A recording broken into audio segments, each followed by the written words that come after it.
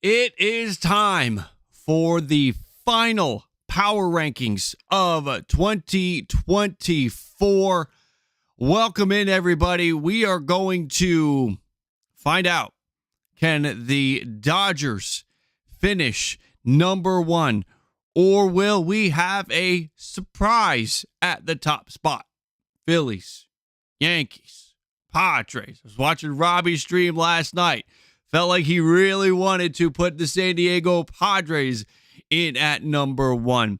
We are going to go through for one final time in 2024, ranking them 30 through 1. Welcome in, everybody. Live stream today is powered by BetUS. Head over there. Use promo code YouTube150 for that 150% bonus on your first 3 deposits up to $2,000. Let's get it going. How are we feeling? Let me do this. Comment down below. I want to get this right out of the way for anybody that is still watching a minute into this thing. Comment down below before we get to the end, those that are live or those that are watching the replay. Comment who you think is number one. Those watching the replay, this is more for you. Who do you think should be number one? Don't jump all the way to the end. Who do you think should be number one? Put it down now and see if you're right. As our power rankings is not necessarily a representation of the entire year.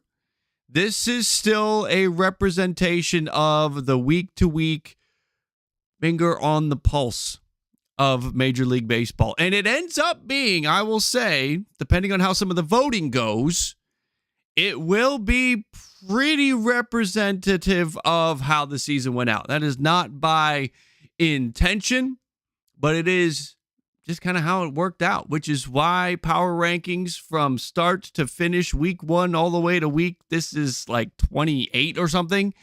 It is episodic. It is something that you need to tune in to go through the journey. A team like the Detroit Tigers had quite a journey in power rankings this year. I'm not meaning to jump ahead, but the Detroit Tigers started the year just outside the top 10, peaked at number 11, fell all the way back to 21, 22, lived there for some time, could not climb. But about 4 or 5 weeks ago, things turned around. Minnesota Twins had quite a ride on the power rankings, but it was not a good ride for the Minnesota Twins. This Twins team that is going to finish middle of the pack at one point during the season was just outside the top 5. We had the Minnesota Twins 6th. It was their peak position. They are going to finish on the wrong side of 15. So I enjoy the ride, and I hope you guys do too. Let's get this thing started. Let's get it going, and let's start with 30 through 25. We're not going to change anything up here. We're not going to dissect each team individually. We're going to keep the format that we've been going with. We will have 30 through 25, White Sox, Angels. Angels, congratulations. I didn't think it was possible, really, for the 30, 29, and 28 to be anything other than the White Sox, the Rockies, and the Mariners. But the way the Angels finished their season in embarrassing fashion, I think Ron Washington's trying to get fired. 0-6, swept by the Chicago White Sox, swept by the worst team in the history of baseball. I could justify putting the Angels 30th because the two just went head-to-head and the White Sox swept them. But at the end of the day, let's not get too overreactive here. The White Sox still lost 121 games. The Angels lost 99. Angels, come on. The Rockies will be at 28. The Miami Marlins, who showed some fight this week. The Miami Marlins scored the most runs in baseball this last week with 41. Congratulations. That's what I'm looking for. The last couple of weeks, the last month of the season, how do you finish? Do you still care? Do you get up? Do you put 100% forward even when the season's over? We saw that from the Miami Marlins. We did not see that from the Angels. We did not see that from the Toronto Blue Jays. We didn't even see it from the Minnesota Twins, whose season was on the line. Good job by Miami. Most runs scored, Xavier Edwards. From a fantasy baseball perspective, if you play it, you know Xavier Edwards is a guy to remember. He had the most hits, tied for the most hits over the entire landscape of MLB with 13 over the last week, tied with Ohtani. His speed, his base running ability, he is a exciting player, and fantasy baseball players need to keep an eye on him. He'll be one of the first base stealers off the board in next year's drafts. Oakland 26 and the Washington Nationals drop back one spot to the number 25 spot. So there's 30 through 25. Let's keep moving. Let's get to 24 through 19. We will place them right now. Toronto Blue Jays will slide back one spot to number 24 after finishing 1-5. Dropped 2 out of 3 to Boston, but then swept by Miami in Toronto. Congratulations. The season was miserable. You finished the season in embarrassing fashion. Let's just try to forget this year ever happened. Unless you're a Vladdy fan and you can focus on what Vladimir Guerrero Jr. did, because that was really exciting. A fantastic year from Vladimir Guerrero Jr. Jays are in at 24 after an embarrassing finish. The Reds, 23. The Pirates, 22. The Texas Rangers in at 21. And let's pause right there real quick. Texas Rangers, Wyatt Langford. Let's give Wyatt Langford some love. I think when it comes to what the expectations were for him this year, in the first half of the season, he underwhelmed. He spent a little bit of time hurt in the first half, but even when he was out there, he was okay, but he was not what anybody expected him to be. However, in the second half, he kind of was. In the second half, he went from a 702 OPS to a 783 OPS. He had 5 home runs in the first half, 11 home runs in the second half, and everybody knows there are less games in the second half. So Wyatt Langford turned it on, and I think this is, again, I'm looking for how do you finish the week? How do you finish the month?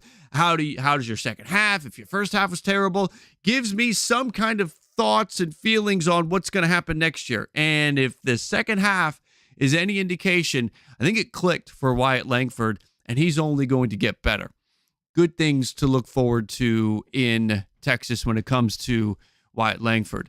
The Rays are in at 20, finishing 80 and 82, and the San Francisco Giants are in at 19, also finishing 80 and 82. So let's move on now. Let's get to 18 through 17. I'm actually going to put the next 3 up. Let's do that. Let's go 18, 17, 16. We will get to the, we'll individually go the top half. 18, 17, and 16, we have the Boston Red Sox, 81 and 81, finished 3-3. We have the Minnesota Twins, finishing 17th. Again, I talked about it at the top. They peaked at 6 in our power rankings. 6. They finished at 17 after a disastrous collapse. This team, on the day Joe Ryan went down, they were 13 games over 500. They were 63 and 50. They went 19 and 30 the rest of the way. Is it Joe Ryan? Did Joe Ryan mean that much? Look, if you take a key component out of the rotation, that is certainly going to have an impact, but along the way, Carlos Correa was hurt. Byron Buxton was hurt. That's kind of par for the course. That's the norm. You know those players are going to get hurt. But to not be able to, with such an advantage, make it into the postseason and to close the way they did, their 5 final series, they lost them all. Cincy, Cleveland, Boston, Miami, Baltimore, they lost them all. It's bad. Minnesota has some soul searching to do from a coaching perspective, from a roster construction perspective, from a financial element. The Twins are going to have a very interesting offseason. Cardinals are in at number 16 after 83-79 on the year. Finished strong 2 weeks ago. Took 3 out of 4 from Pittsburgh, 2 out of 3 from Cleveland. This past week, took 2 out of 3 from Colorado, took 2 out of 3 from San Francisco. So a strong finish got them to that 83-79. But what kind of hope, what kind of optimism do Cardinals fans have heading into this offseason with the attendance down? The payroll is going to come down. Bob Nightingale talking yesterday in his USA Today article that the Cardinals will shop Sonny Gray this offseason. He's their best pitcher. I know they acquired Eric Fetty at the trade deadline, and they've got him for cheap, $7.5 million next year. That's great. Paul Goldschmidt's a free agent. If they're cutting payroll, Paul Goldschmidt's not coming back. Paul Goldschmidt's probably not coming back anyway. But if Goldie's out and they're cutting payroll, does that mean we're not going to replace him? I guess maybe Alec Burleson becomes the regular everyday first baseman. I don't like it. I don't like it from a Cardinals perspective. If you shop and you trade Sonny Gray, and if you're talking about cutting payroll, who are you replacing these guys with? Kyle Gibson, Lance Lynn, are they coming back? There's club options on those two. Are they goners? I think they probably should be, because you've already got guys like Lance Lynn and Kyle Gibson. Their name is Steven Matz and, Miles Michaelis. You already have those two innings eaters, get you through, going to post an ERA in the 4s guys. You already have two of those. I argue you need to keep Sonny Gray and go get another top of the rotation arm. And I don't see that happening based on everything we're hearing about the Cardinals right now. And the way Chaim Bloom ran the Red Sox, I understand ownership is going to give the direction to the president of baseball operations, but is he going to try to run the Cardinals the same way he ran the Red Sox? And ultimately, it was kind of underwhelming there. Cardinals fans, I don't feel good for you. I believe Oliver Marmol, if he does not get fired, if Oliver Marmol's not fired, I feel like we will be in a situation where he's only held on to because this front office, this organization knows that next year's kind of not going to be a good year. That next year is going to be a feeling it out, figuring it out kind of year. And what do you think that's going to do to attendance? The reason why attendance was down this year was because the team wasn't that great. Wasn't that good. Let's not use great. They weren't that good. And attendance was down. What do you think is going to happen next year, guys? I don't feel good for Cardinals fans. Let's see. Let's move on now. Let's get to individual team placement time. And to do that, I have to open up another screen. Let's get to, I thought that was supposed to open up. Where's my screen? There we go. Let's get to the number 15 team on our power rankings. A team that I thought could win the division. I thought was a slam dunk to make the postseason. Turns out the only thing that this team was good to do was finish right on the line in our power rankings. That team is the, hold on. One more thing I have to do. Let's do this. Not do that. Let's do this. There we go. That team, suspense is killing you, right? Come on. I know you're like, what's going on here? It's the Cubs. The Cubs will be in at number 15. Had a great year for me and Hap. Really was one of the best years we've seen from him. Seiya Suzuki, another really good year. You got a nice first year from Michael Busch. Pete Crow Armstrong, there were good moments. Good defensively. The bat, there's some up and down there. You're going to hope that that gets better. But Bellinger, Swanson didn't really do what you were looking for them to do.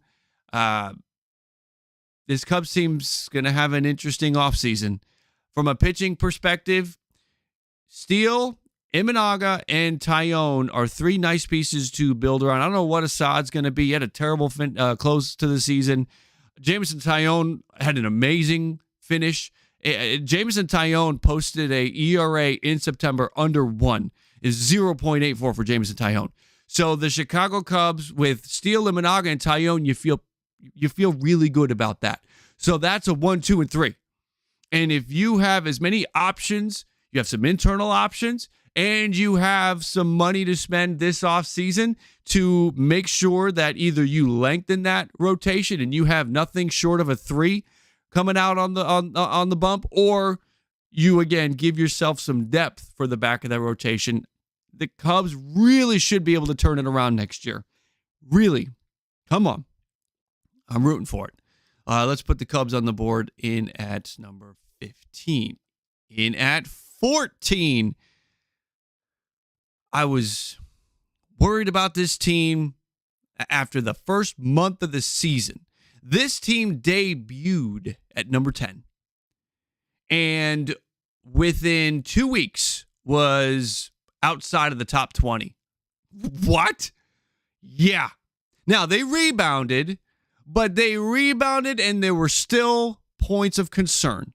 And in the end, everything that I was concerned about cost them the postseason, cost them their year. And that's the Seattle Mariners. They're going to finish 85-77. They finished strong, taking 2 out of 3 from Houston, sweeping Oakland. So it looks like they just missed. And sure, they did. They just missed, right? Missed by 1.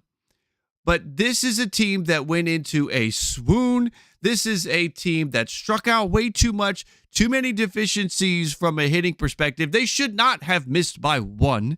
They should have been in securely. This Mariners team should have had 93 wins, 94, at least 92. This Mariners team should be here. But from a hitting perspective, we just saw too many disappointing years. J.P. Crawford, of course, you weren't going to get the same year that you got last year. That was an outlier. That wasn't who he was becoming. That was an outlier. Julio Rodriguez has got to get it right. You cannot win with your best player basically disappearing for months at a time. You're not going to win. Think about that. If you could replace some of that downtime from J-Rod with just what you expect from J-Rod, maybe that's enough to get in. When you miss by 1 game, you start second-guessing everything. You start looking back at all of the missed opportunities. This team was swept by the Detroit Tigers. Get one of those games. Before the Detroit Tigers got really hot, they actually, over a 10-day span, only got 1 out of 5 against the Detroit Tigers. They dropped a 4-game set against the Boston Red Sox in Boston, 3 out of 4. The Boston Red Sox team that struggled winning at home. They dropped 3 out of 4. So many opportunities. So many opportunities for the Seattle Mariners, and they missed it. We saw some good stuff from Cal Raleigh. 3 more home runs this week, so he's up to 34 on the season. Drove in 100 RBI, so Cal Raleigh posted a career year. And I feel like Cal Raleigh's got more of this in him. You'll see more of this. That's great. You need Julio Rodriguez. Randy Arozarena came to Seattle and really didn't turn it around that much. Had a couple of clutch hits, a couple of clutch moments, a couple of, arms folded moments. But outside of that, you did not see him come in and light that team on fire. And that's what they were hoping for, and it didn't happen. But now with the addition of Arozarena, you're there. Unless they trade him in the offseason, this team's outfield is set. Julio Rodriguez, Victor Robles, and Randy Arozarena. Are Mariners fans happy with that? Now, there's a lot of questions with the infield, and we'll see how that plays out. Because this infield is looking like J.P. Crawford's the only one that you know is going to be there. I believe they got an option on Polanco. Turner's going to be gone. And when it comes to third base, you need a new third baseman. But who are you going to go out and get? Who's the replacement? Gio Urshela? Is that enough? After Alex Bregman, I kind of, off the top of my head, I'm pinpointing Gio Urshela as the next best third baseman that could be available. It's not great. You're talking maybe you make a trade with somebody. Either way, there's going to be a lot of player personnel decisions that need to be made for that infield.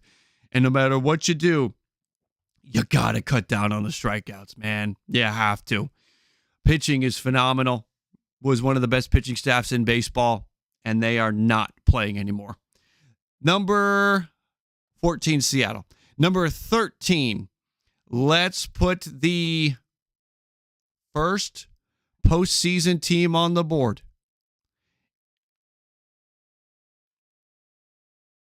Should they be 13 or should they be in the vote? I'm going to put them at 13. We are getting right around the corner from that 12, 11, 10 vote, so hang tight. In at 13, I'm going to put the Kansas City Royals, which is actually moving one step forward for Kansas City because they had dropped all the way to number 14 last week. So they'll move up one more spot at 86 and 76, swept the Washington Nationals. You needed to do that. I mean, it was falling apart. And then getting one from Atlanta, that was enough. And the Kansas City Royals are in. But the Bats continue to struggle. Even going up against the Washington Nationals, you have 3 games against the Nats. We're looking for a Kansas City offense to come to life, and it still hasn't. We got a couple weeks now where we're looking for something from this offense, an offense that has scored the fewest runs in baseball over the last month, and it's not even close. Like, it's not even like they have the fewest runs and then number 29 has like 2 more runs than them. No, it's like 13 or 14 runs. It's like 4 games worth of runs between Kansas City, who's at the very bottom, and then the next team. 16 runs last week, 10 runs the week before. Of the teams that played 6 games, because we had a lot of teams that played 4 last week.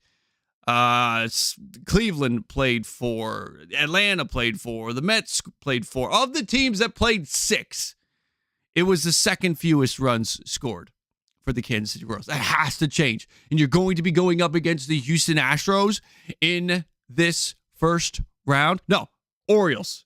Sorry, I got it mixed up. You're going up against the Orioles. You're going to see Corbin Burns. Good luck with that. That feels like a shutout. That feels like Corbin Burns hot knife through butter. Anyway, we can talk about postseason stuff later on. So we've got the Kansas City Royals here. The pitching showed up against Atlanta, kept those Atlanta bets down. These were close matchups, but in the end, Atlanta still took 2 out of 3. Kansas City is going to need that pitching. They held Cole Ragans yesterday, which was a smart thing to do. Didn't need him. They'll have Ragans go up against Burns, which would be a fantastic pitching matchup.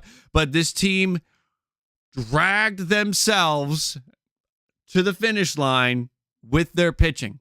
And they're going to need that pitching to drag them as far as they can go in the postseason. So Kansas City's in at 13. Okay, now it's time for a vote.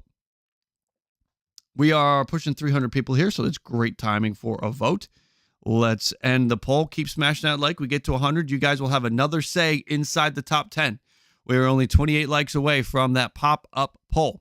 Number 12, number 11, and number 10 will be decided by you in order of how the voting plays out. And last week, we had the Braves at 12, the Orioles at 11, the Tigers at 10. Tigers fans and Orioles fans, breathe easy. You are not going to be in the vote again this time. Instead, we have one of my favorite votes of the year.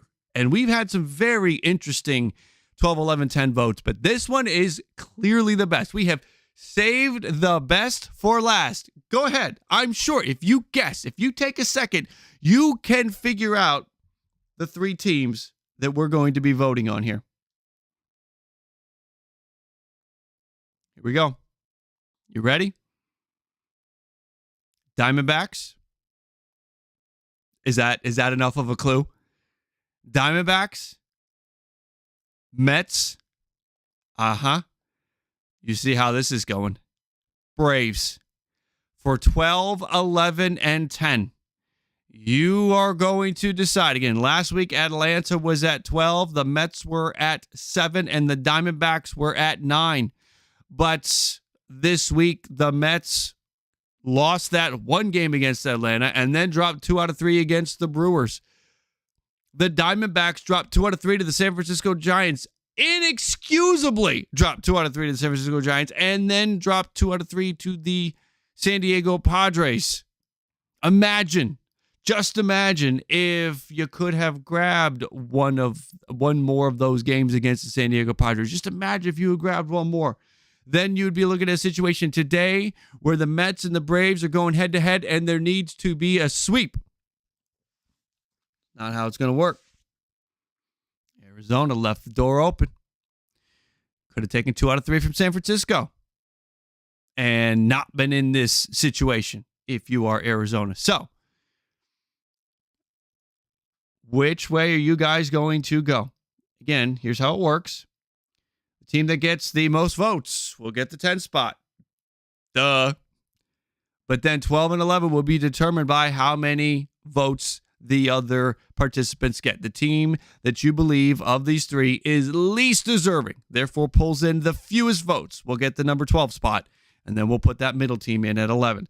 So the question is, who gets the 10 spot between the D-backs, Mets, Braves? Nothing is capitalized. Don't kill me. Let's see what we got. We'll talk about these teams real quick while we are doing that. The Diamondbacks, 89 and 73. That is their line across the finish line. Carroll with 6 more hits this past week. His second half is huge. I mean, worrying about, Corbin Carroll, I don't think we have to worry about that moving forward. 635 OPS in the first half. It was bad. 917 OPS in the second half. It was really good. Brandon Pfaadt stepped up yesterday. 5 1/3, 1 run allowed, 9 strikeouts against the Padres after a poor out. You might say, well, so what? I mean, it was the Padres. It was the last game. He was not good against the Giants earlier in the week. So it was a nice bounce back for Brandon Pfaadt. The New York Mets are 88 and 72 with 2 more to go. Peterson with the greatest moment he's had as a Met. Are we going to go there? Is that where we're at after yesterday? Does it feel like that's how it was? 7 innings, 1 hit, no runs to the Brewers, 8 strikeouts in a must-win game. Lindor is back, came back, was going to be back for the Braves, but was back for the Brewers. Was a spark on Sunday, 2 for 4, plus a walk, a couple steals, a homer, a couple runs scored, a couple runs driven in. But the Mets need Nimmo, they need Alonso, they need Marte to turn it back on. Especially today, they've got to turn it back on. The Braves are 88 and 72 with 2 more to play after a 3-1 week so far. Are we so faring this? Are we counting this week to last week? Took 2 out of 3 from Kansas City after taking that first game against the Mets to start the week. From a pitching perspective, the second lowest team ERA over the week with a 1.50. You got a great start from Schwellenbach early in the week. Fried dominated. And guess who's back? Reynaldo Lopez. And they set it up going up against Kansas City. That's a lineup you can dominate, and he did that.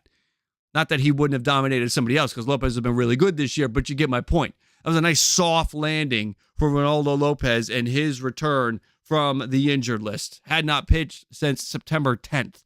So that was a great sign if you're the Atlanta Braves. Win one of these games, you are set up with Reynaldo Lopez locked in and ready to go in the first round. So great stuff. Great stuff seeing him back as well.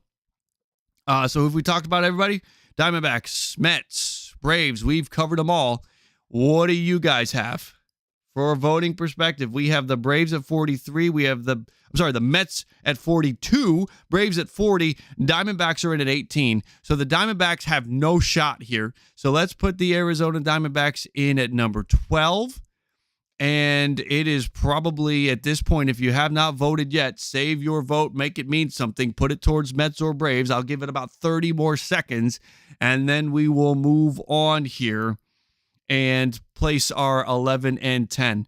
Mets would, if this holds, the Braves will be moving up 1 spot, and the Mets will be moving down 3 spots. That Brewers series, that's the Saturday game, guys. That's the one where you look at it and you just say, how?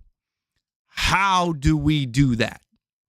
How, when you're entering a game, when you know the Diamondbacks are still 1 win ahead of you and they haven't started their game yet, and you know this is everything, we have to win, they don't come through. They got bailed out by the Padres, who took that game on Saturday against Arizona. But boy, if there's just so many opportunities for the Mets to have been in a better position today. Season on the line, 2 hits. Again, they showed up on Sunday. That's what matters at this point. But boy, they could have avoided this. It is looking like the Mets are going to hold on to this. It is 43% Mets, 40% Braves. I said I would only give it 30 more seconds. I have given it that much time, so we're going to hit end poll. We'll see if anything changes between that moment and the next moment. It is good pitching, James. That is correct. Mets 43%, Braves 39%. Yes, good pitching will overtake good hitting. If a pitcher is locked in and pitching his best, no hitter other than Ohtani on the planet has a chance. Good pitching will always beat good hitting, 100%. So, but I got to scratch out more than 2 hits. Anyway, let's go. Braves will be in at 11, moving up 1 spot, and the Mets will finish the year at the number 10 spot in our power rankings. So they will finish the last 5 weeks of the season in the top 10, do the New York Mets. And as far as the Atlanta Braves are concerned, finishing at 11, they have not been in the top 10 for the last 2 months. And they will not finish in the top 10 either. Okay, we are now in here. We are only 14 likes away from you guys getting an extra voice. Hit that like, 14 likes, and you guys will get to place 2 teams here. Get these likes in early because I already have you set up to make the ultimate decision in a few minutes. But if you want to have a say, you see the teams that are still on the board. If you want to have a say, get something going here. I'm going to place the number 9 team, and we'll take a look at the likes here in a moment. Number 9, I am going to give you the Baltimore Orioles, going from 11 to 9. Our top wild card team, the number 4 seed. They get the home games to start out the first round, or in the first round, not to start out. They'll get them all. This Orioles team over the last week, are the bats back? They went up against the Yankees. They went up against Minnesota, all on the road, and they went 5-1. Took 2 out of 3 from the Yankees, took all 3 from the Minnesota Twins, and they scored a lot of runs doing it. 37 runs was tied for the 3rd most in baseball. 10 home runs were hit over the wall, 2nd most in baseball. 2nd highest team batting average at .304.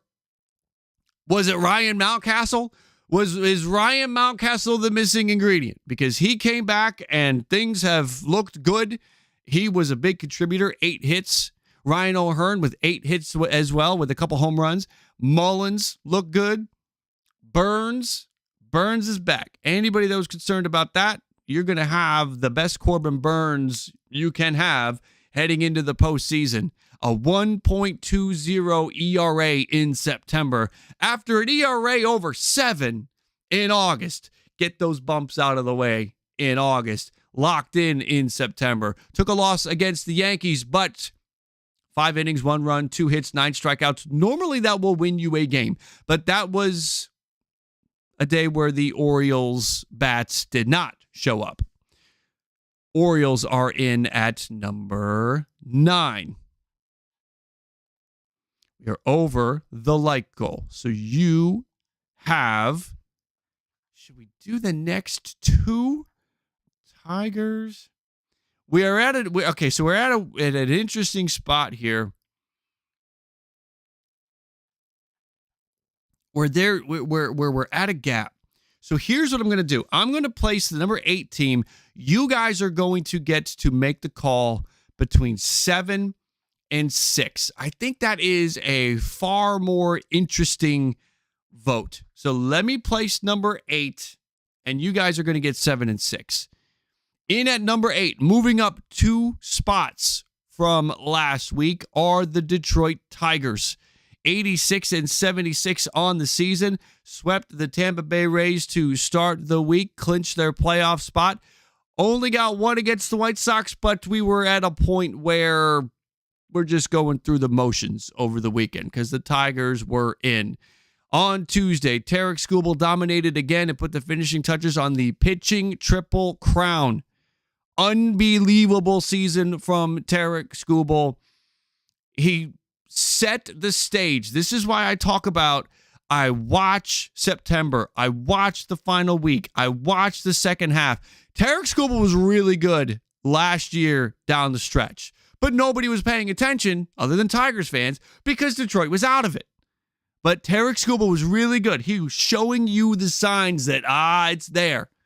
And one of the best pitching performances we'll see in a season from Tarek Skubal. Fantastic. Parker Meadows, his bat is heating up at the right time. 8 hits and a home run over the last week, and they need it because they're going to need these guys to click it on because they're going to be going up against the Houston Astros, and that pitching, talk about how Seattle's got some of the best rotation work that you'll see in Major League Baseball. Houston Astros are right up there and arguably the best starting pitching in baseball. And that is what you're going to have to go up against. Now, you have Tarek Skubal, which if I'm drafting starting pitchers for this Astros and Tigers series, the number 1 pick is Tarek Skubal. So that's fantastic. But after Tarek Skubal, you'll get Framber Valdez, you master Framber Valdez, you figure him out. Maybe he's wild. Maybe you get that game. Then what? The Astros are going to throw Hunter Brown at you. They're going to throw Yusei Kikuchi at you. They're going to throw a litany of pitching at you that is really good, lately, really sharp. It's going to be tough. But the Detroit Tigers, again, we're seeing Parker Meadows. We are seeing Riley Green's been hitting. We are... Kerry Carpenter hit the grand slam over the weekend, and hopefully that's him clicking back in. All these guys, all these names that I'm throwing at you need to step up. Spencer Torkelson's got to get it done. Trey Sweeney's got to pick it back up. That happens, and the Detroit Tigers can continue to shock the baseball world against the Houston Astros. The bats got to show up. Okay, so we've got the Detroit Tigers in at number 8. In at number 7. Well, we're going to figure that out, right? I'm going to let you vote on 7 and 6. It is going to be between the Cleveland Guardians and the Houston Astros. This is a vote that you all have earned. See why I'm doing this? We can't have a vote with the Tigers and the Guardians. When the Guardians won the division, the Guardians have been ahead. The Guardians have 6 more wins. It wouldn't make sense. This one is far more interesting because while Houston does not have as many wins as Cleveland, Houston is in a completely different division. And you've also got, so there's not that microscope over, where they stand. And on top of it, we have 2 division winners here, Cleveland against Houston. So for my money, this is a far more interesting vote. All right. Sean, I'm not disrespecting the Tigers. Stop it. Just stop it now. Enough of that. Let's go. Number 7-6. The question's going to be which team is the better team? We've got the Guardians or the Astros. Sean, where would you put the Tigers? Where would you have the Tigers? Let's check the bias level here. Sean, where should the Tigers be? We're going to pause the show for a second, and we're going to see Sean. Sean, I see you every week. Sean, I love that you're in here again and again and again. Sean, where would you have the Tigers? We have to check your bias meter here. Where would you put them? I have them in at number 8. Where would you put them? Where would they be? Where would they be? Tigers are not 5, Yuki. You are forgetting about too many other teams. Where should they be?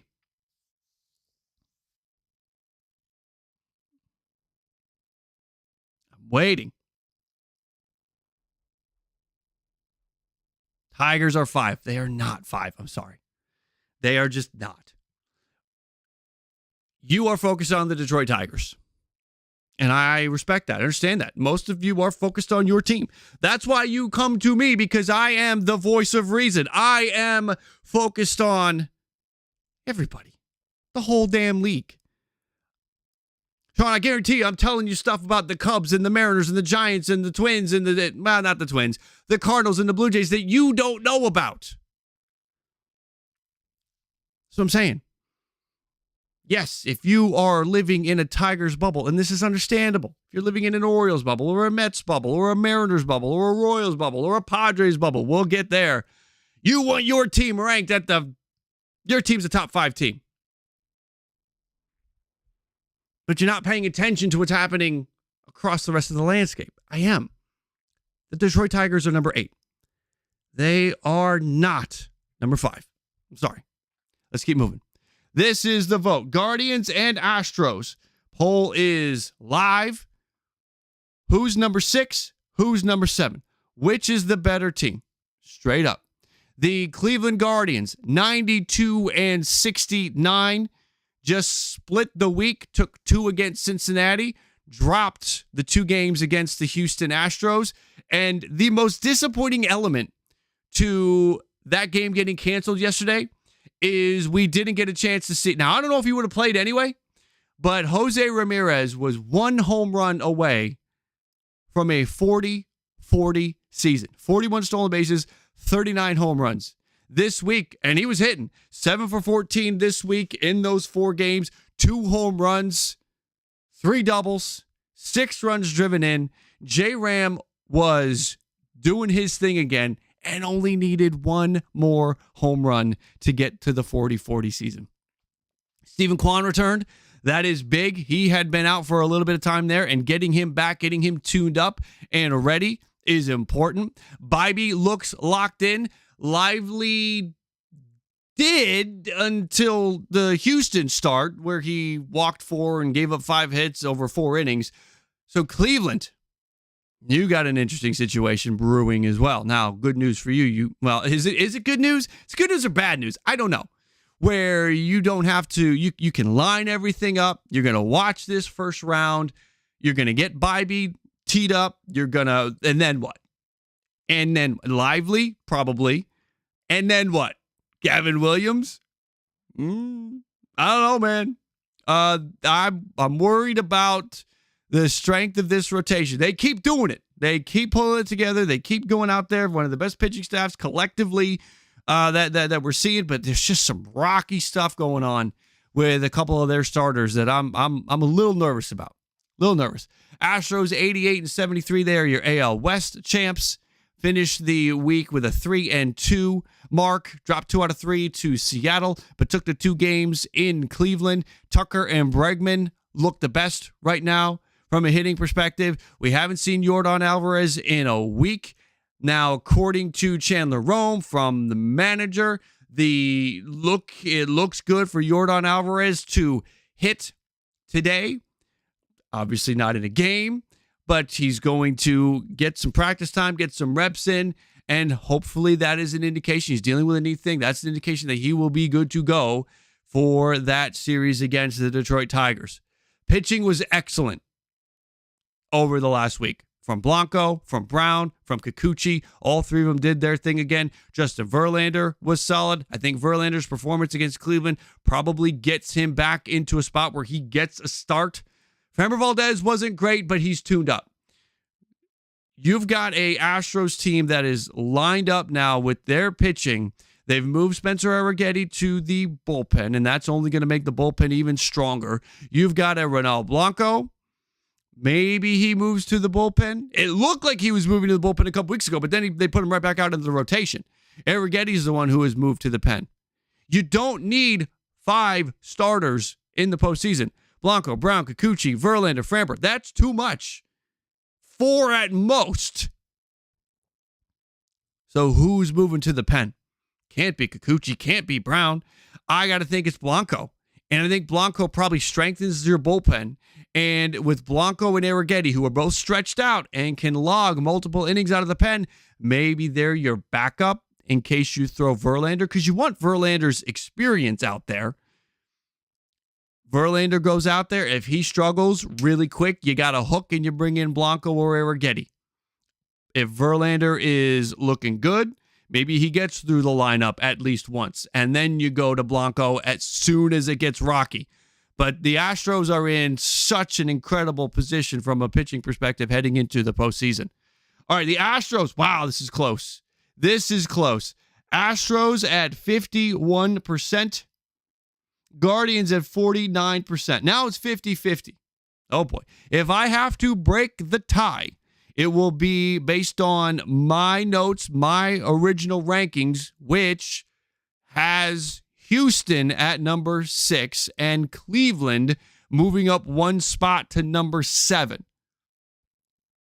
Cleveland fans will say, I hate Cleveland. Like, it's good teams. Detroit's a good team. Cleveland's a good team. There are other good teams in the league that will create a ceiling for your team sometimes when you want to climb, when you want to rise. Astros at 51-49. This has been going for 5 minutes. I got to end it right now. I'm going to hit end poll, and we're going to see how this shakes out. Hit it in. Ending, and it says 51% Astros, 48% Guardians. That doesn't add up to 100, but we'll take it. All right. Number 7, Cleveland, moving up 1. Number 6, Houston, holding. Now it's time for the top 5. In at number 5, 93-69. Finished with a 4-2 week. Proved everybody wrong. Even me to a degree. It's the Milwaukee Brewers. I believed in the Brewers. Those of you that were around during the offseason, and there are many of you, I recognize the faces. The Milwaukee Brewers were a team that were giving off all of the signs, all of the vibes that this was not going to be a throwaway year. Yeah, Craig Counsell was gone. Yeah, they traded Corbin Burns. See ya. But they spent money. They bring in Rhys Hoskins. The pieces they traded for Corbin Burns were major league ready. They could have gotten prospects. They could have gotten guys that were still a year or two away. But they went and traded for major league guys. They locked Jackson Chourio into a contract. They could have waited. They could have said, hey, let's hold on. But as soon as they gave him that contract, he was going to be there. This Brewers team, they believed that they still had it.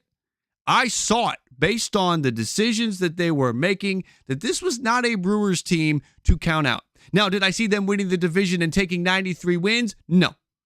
I saw them as a wild card team. They even still over-exceeded that. Good job by the Milwaukee Brewers here. I'm going to have them in at number 5 with a 93-96. Jackson Chourio this past week put the finishing touches on a great season. If his first half had been like his second half, it's probably Chourio who wins the NL Rookie of the Year and not Jackson Merrill. In the first half, Jackson Chourio's OPS was 678. His second half OPS was 915. Outstanding. Heading into this wild card round, Peralta, Savali, and Myers are all pitching well. So there's a good sign. Colin Ray, who they threw out there the other day, obviously does not fit into the first round. It's going to be all about Peralta, Savali, and Myers. And maybe Myers gets an opener and then they send him through and he pitches 4 or 5.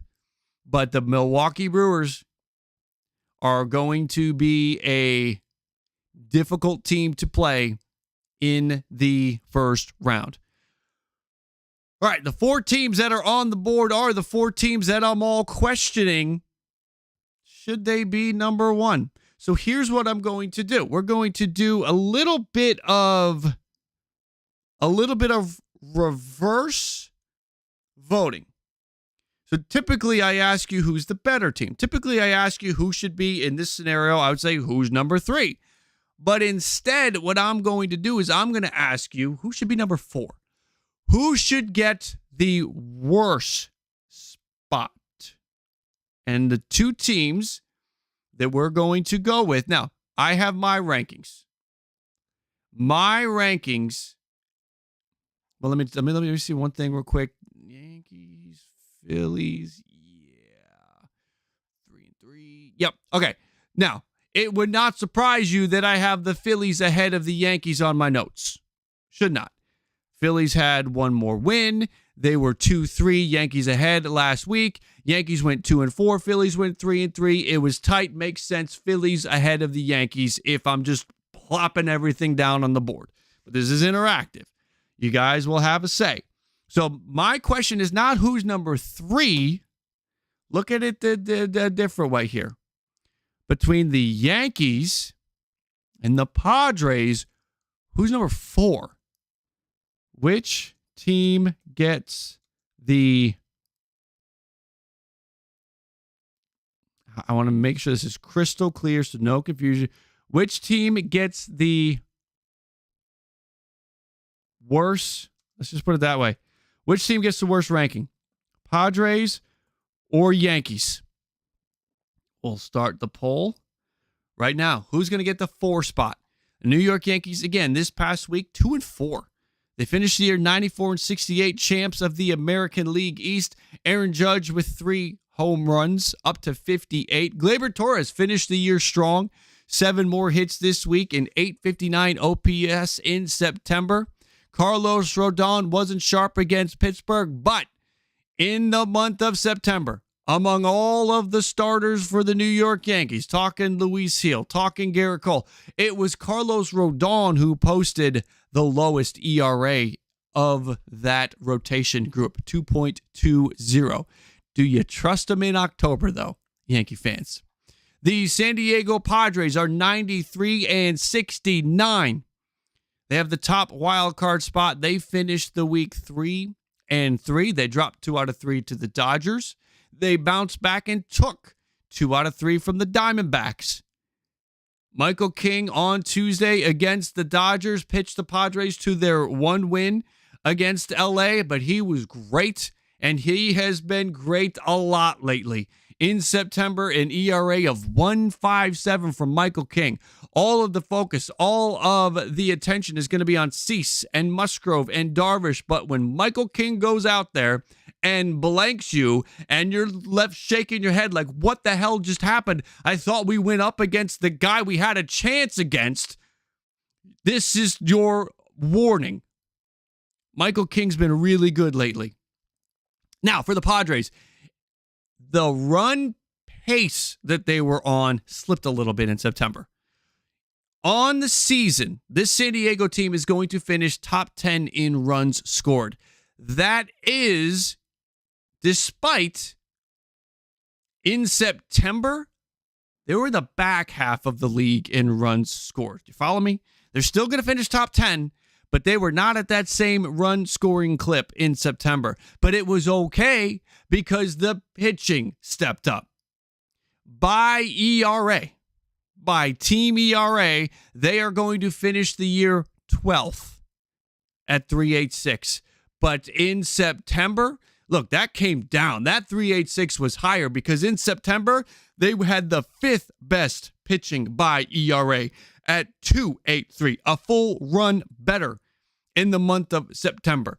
So while the run pace slipped, the pitching improved, and what's going to win out in October? At the end of the day, it's going to be the pitching. Now, one of the reasons why you could argue the run pace slipped over the last month is they went up against Seattle, who we know has great pitching. They went up against San Francisco and had to go up against Webb and Snell. They went up against Houston's pitching. Took 2 out of 3 from Houston. So, there we go. How are we looking? Oh my gosh! The worst. It's clear, right? This is not the better spot. This is the worst ranking We're going to eliminate the Padres from any conversation of being number one right now. This was a big thing in Robbie's stream last night, and they are about to get the number 4 spot. This is what we're doing. I am a little surprised, but I guess maybe I'm not surprised. I'll give it 5 more seconds, and then I'm going to hit end poll. Here we go. Who gets the worst ranking? Holy cow. The worst spot. San Diego Padres. Maybe it's too early. Is it too early on the West Coast? The San Diego Padres, if you disagree with this. Oh, man, I screwed up. I did not have them on there. Well, if you disagree with how that went down, you're on the West Coast and you're watching the replay. You should have woke up sooner.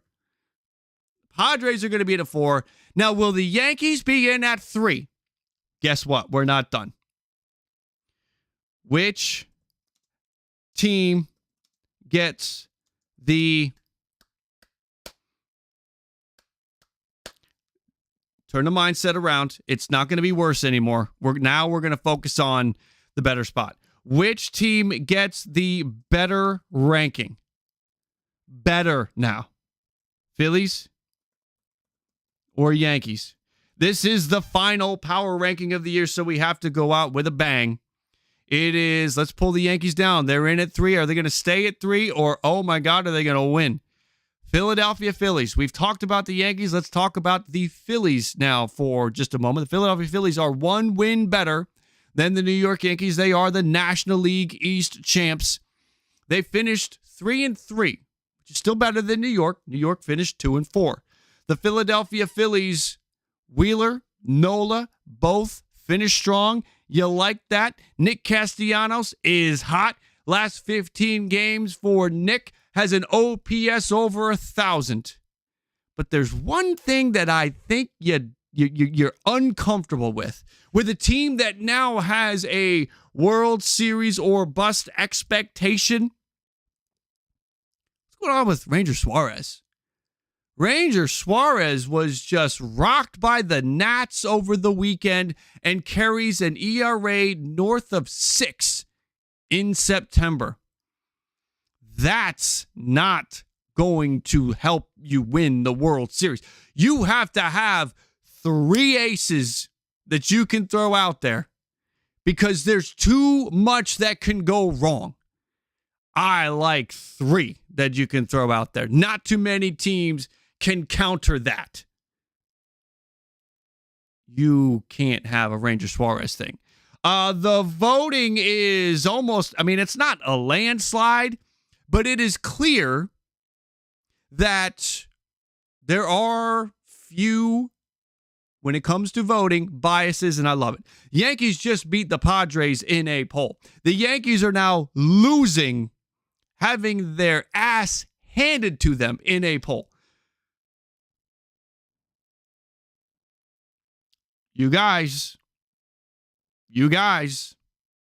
looking good yet again, because this is the right choice.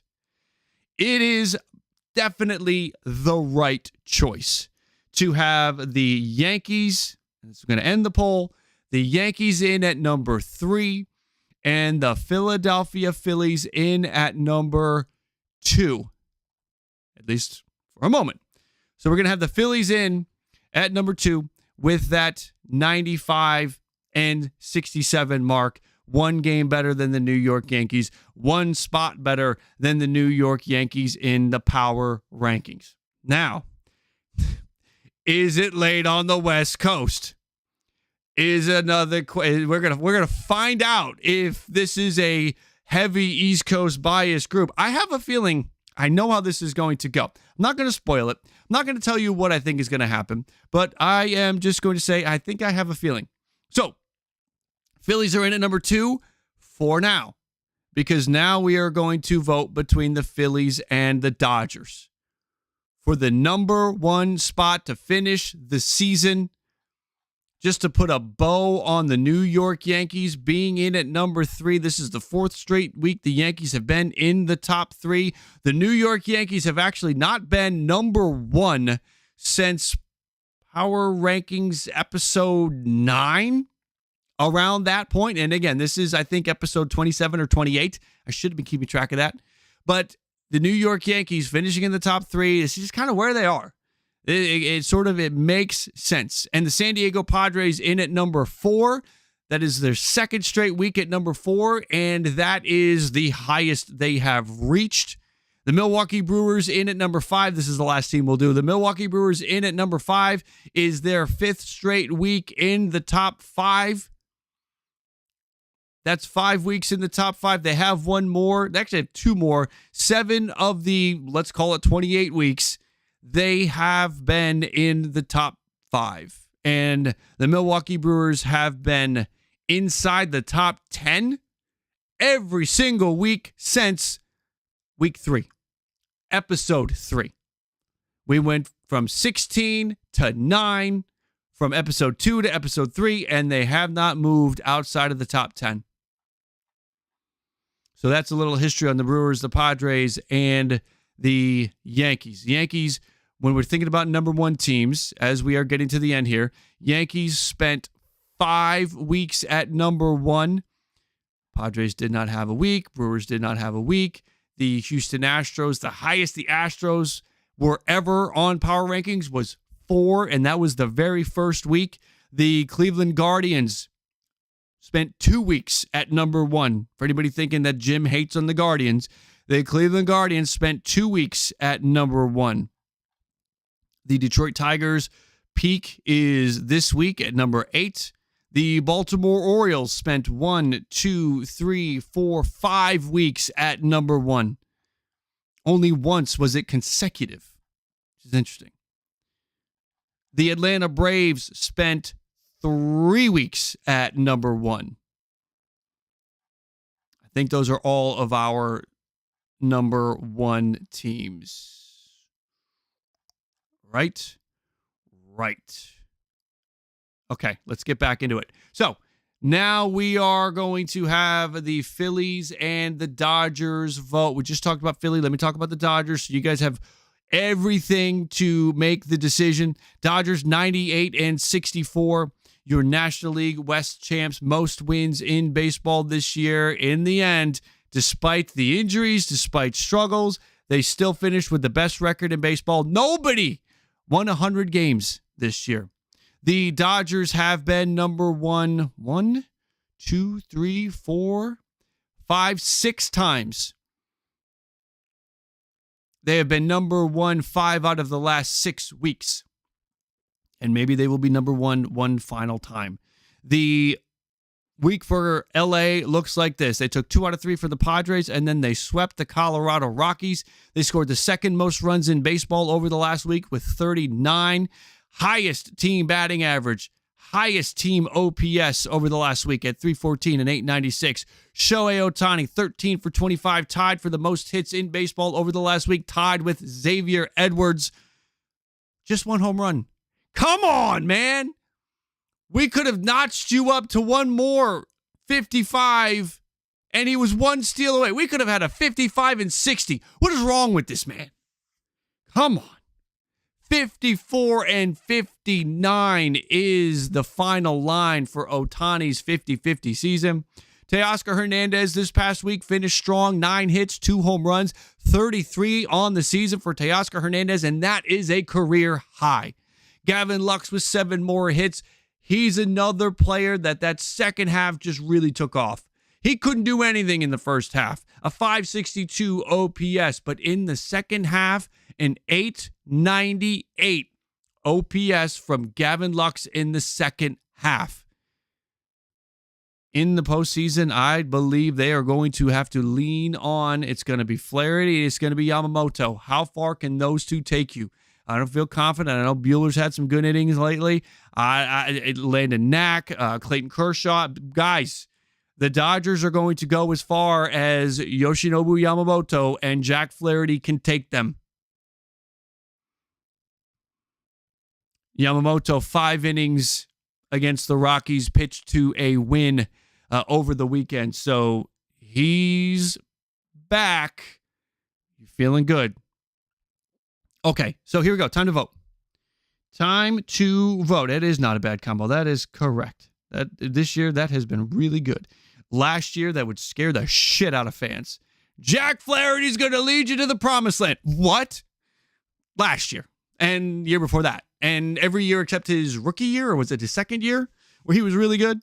Okay, so here we go. Who's number one? Dodgers or Phillies? Again, the Phillies. So we talked about how many times the Dodgers have been number one. The Philadelphia Phillies have been number one 1, 2, 3, 4, 5 times. Just putting it all together. So we are going to get the vote going. While you are voting, I want to remind you that our stream one more time is powered by BetUS. Head over there. Use promo code YouTube150 to get that bonus. 150% on your first 3 deposits up to $2,000. I want you guys to check that out. Also check out, where's Skip Schumacher going to manage? Cincinnati? The Cincinnati Reds' next manager. The specials are live this morning. Skip Schumacher is plus 200. Does Skip want to go to Cincinnati? What's going to happen in Seattle? We got Skip. We got Will Venable. We got Terry Francona.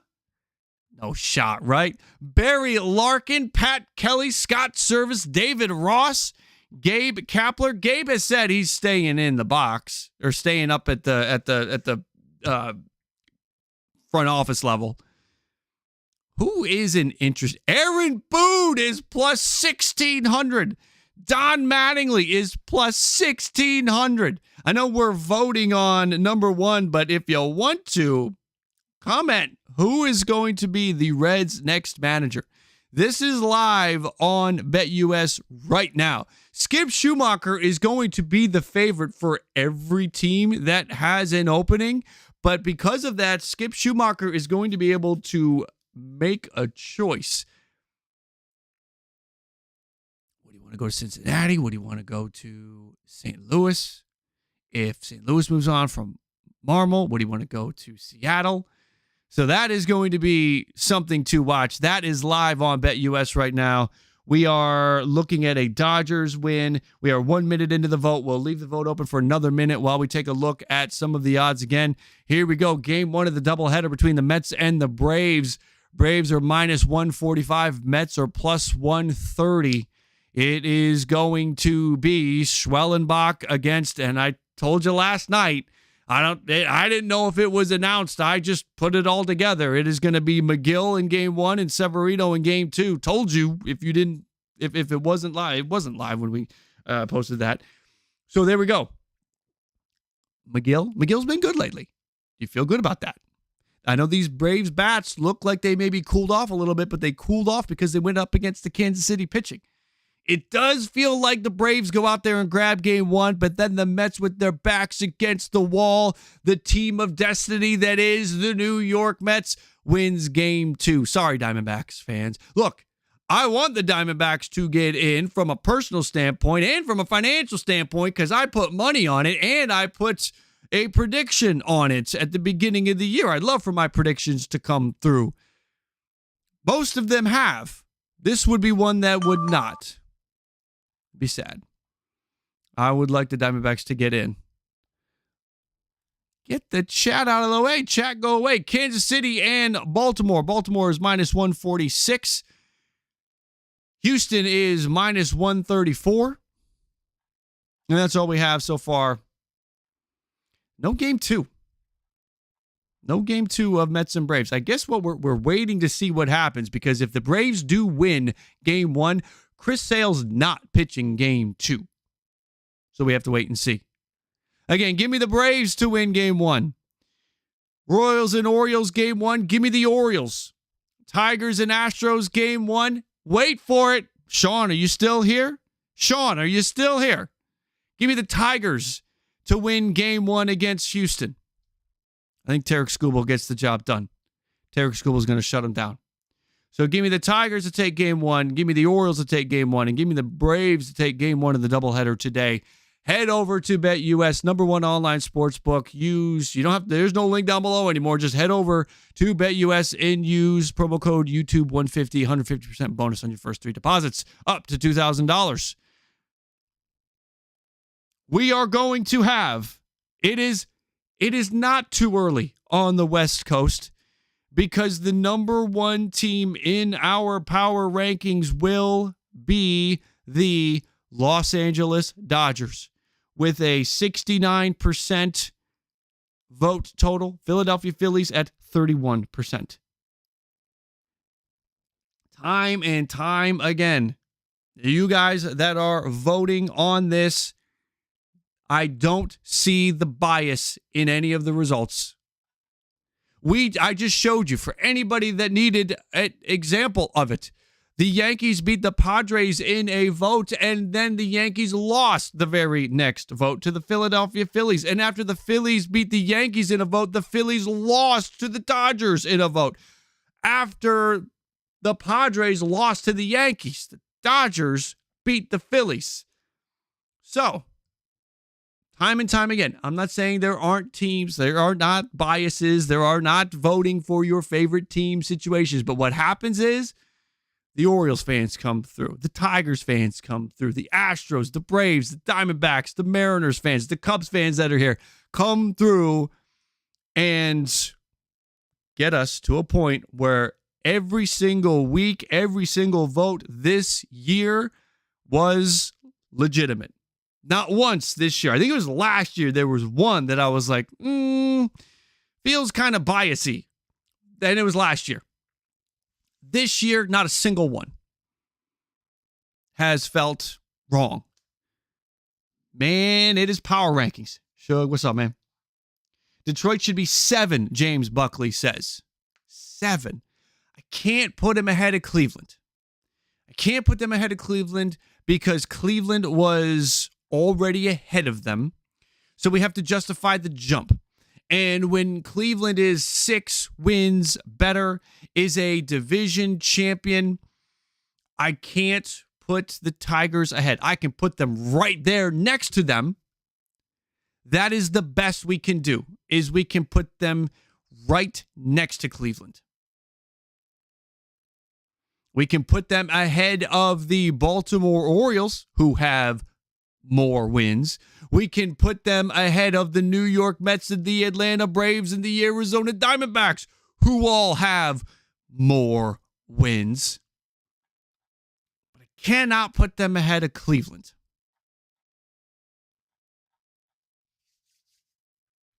But James, if you have them 7, okay. I can't.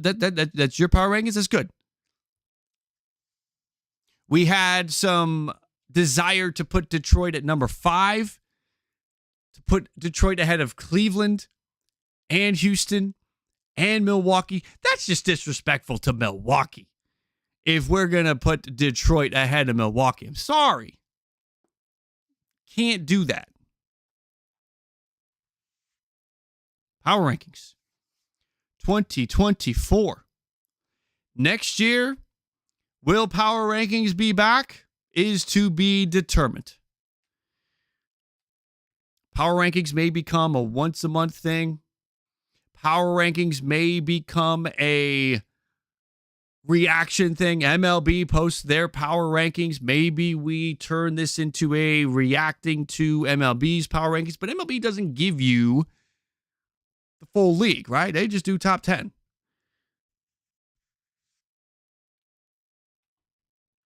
I enjoy doing it, though. I have fun. I do enjoy it. I know that there are those that disagree with it and have their own feeling, and that's fine. Everyone is allowed to have their feelings, their rankings, their number 1, their number 5. You're allowed to have that.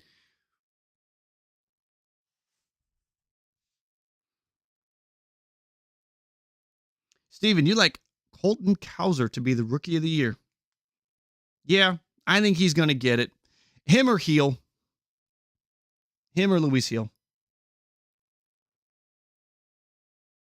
All right, guys. I am going to head out of here, but I will be live. The plan is, unless things happen, and things can happen, plan is to be live after the Mets and Braves doubleheader. So make sure you have your notifications turned on because we will be reacting to whatever happens later today. Those of you that are still here, over 300 of you are still here. Make sure you turn your notifications on so you are able to be back here for a Braves and Mets reaction. Turn on those notifications. Don't rely on the YouTube algorithm. Don't rely on it because I don't usually go live Mondays at 7 or 6 whenever the game's going to be over. So the YouTube algorithm might not push the stream to you. All right, guys. I am out of here. Nick, you have a good one. Preeving, you take care as well. Robert, we just finished up, man. What's going on? I can't do both games. I thought about that. I want to pull the whole thing together at the end and react to everything. It's not a bad idea, but the way I see my day and my schedule and the things I have going on in real life, I think there's only going to be time to do one. Maybe we'll do both if the first game is absolutely out of control. If we have a bottom of the ninth comeback, I won't rule it out. Let me put it that way. I won't rule it out. All right, guys, I'm out of here. Thank you for spending time and participating in Power Rankings for another week, for the final week in 2024. I had fun. I hope you enjoyed it. If you did enjoy it, I hope you at least got a lot of information out of it. That is the other element I try to bring into this, is I try to bring in a ton on players, a ton on teams and news. So I hope if you didn't enjoy how the rankings played out, you liked hearing about all the teams and you got some information that you may not have gotten otherwise or without having to go and spend hours yourself just looking around, bringing it to you. I hope I am anyway. Guys, enjoy the rest of your day. Enjoy the doubleheader today. I fully expect to see you again later on. But if I don't, remember, in the game and in life, if it's low, let it go. And if it's high, let it fly.